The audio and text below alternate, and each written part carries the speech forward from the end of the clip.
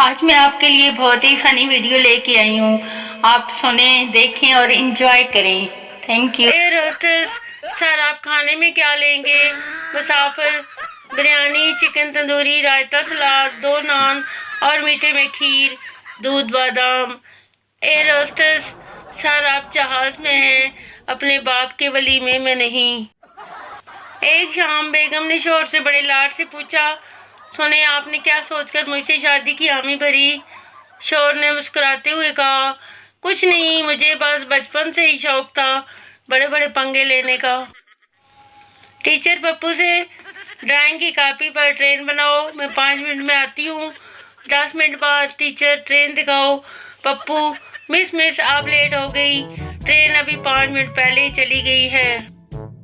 एक अच्छा शोहर बिल्कुल सेपरेट एसी की तरह होता है, घर के बाहर गर्म लेकिन घर के अंदर ठंडा, या दीवार से लगा हुआ और रिमोट से चलने वाला।